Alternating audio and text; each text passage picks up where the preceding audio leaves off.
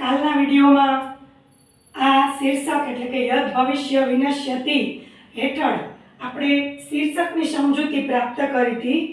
એમાં 3 માછલા, એમાં પહેલાનું નામ હતું અનાગત વિદિતા, બીજાનું નામ હતું પ્રત્યુત્પન્ન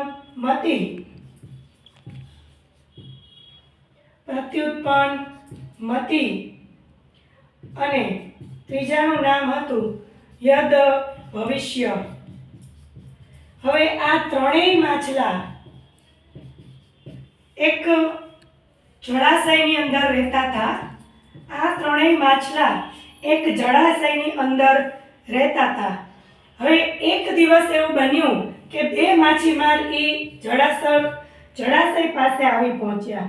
બે માછીમારો એ જળાશય પાસે આવી પહોંચ્યા અને બંને વાર્તાલાપ કરવા લાગ્યા કે આ જળાશયમાં તો ઘણા બધા માછલા છે, આ જળાશયમાં ઘણા માછલા છે, તો કાલે સવારે આપણે શિકાર કરવા આવશું, કાલે સવારે આપણે શિકાર કરવા માટે આવશું.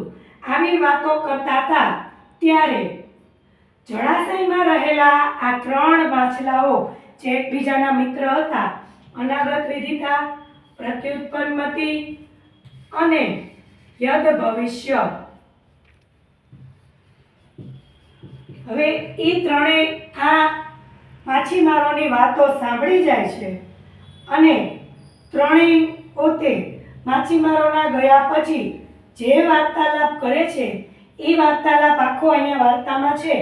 આમાંથી આ અનાગત વિદિતા નામનો માછલો છે એ પોતાનો મત એમ વિચારે છે કે આપણે જો કાલે સવારે માછીમારો શિકાર કરવા આવવાના હોય તો આપણે આજે રાત્રે જ પરિવાર સહિત આ જળાશયને છોડી દેવું જોઈએ.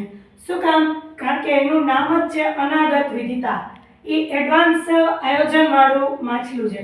અગાઉથી નક્કી કરી લીધું કે જો આપણે ખબર પડી ગઈ છે કે માછીમારો આવવાના છે તો આપણે આજે રાત્રે જ આ જળાશય છોડી દેવું જોઈએ. પછી કહે છે પ્રત્યુત્પન્ન મતિ.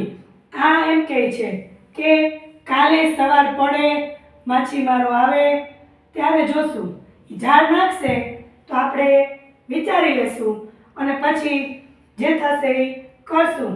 અત્યારે એમ અચાનક રાત્રે જ ક્યાંય છોડી જવાની જરૂર નથી.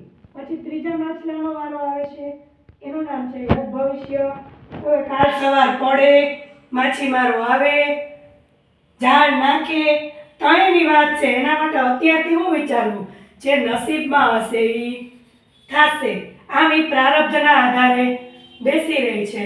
હવે આ ત્રણેય માછલાઓના વાર્તાલાપ પરથી આ માછલું જે છે એ રાત્રે જ જળાશય પરિવાર સહિત જળાશય છોડીને ચાલ્યું જાય છે.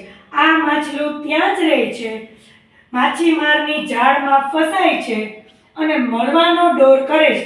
ત્યારે માછીમાર ઝાડ ઊંચી કરે છે તો એના શ્વાસ ચાલે છે એમ કરી અને કૂદકો મારીને જળાશયમાં પાછું ચાલ્યું જાય. અને યદ ભવિષ્ય છે એ આરામથી પ્રારબ્ધના ભરોસે બેઠું રહે એટલે માછીમારની ઝાડમાં ફસાઈ અને મૃત્યુ પામે છે.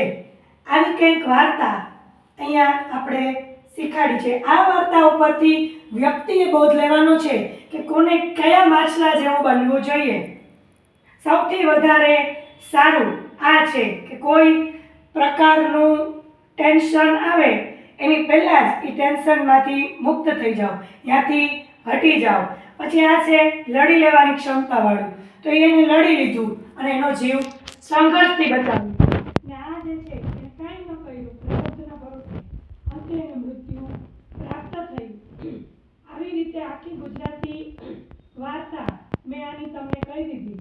હવે પછીના વિડીયોમાં સંસ્કૃતની એક લાઈન એનું ગુજરાતી, સંસ્કૃતની એક લાઈન એનું ગુજરાતી, એવી રીતે અડધા 4-5 લાઈન કે એક પેરેગ્રાફ નાના વિડીયો સ્વરૂપે આગળ મૂકવામાં આવશે. આજના વિડીયોમાં અહીંયા સુધી. જો આવા દરેક વિડીયો જોવા હોય, ધોરણ 10ના વિદ્યાર્થીઓને જો પોતાના સંસ્કૃતને વધારે ઈઝી કરવું હોય તો મારા આ વિડીયો જોવા માટે મારી ચેનલને સબસ્ક્રાઇબ કરવાનું ન ભૂલતા. Like, comment, share and subscribe my channel on YouTube. જય દ્વારકાધીશ.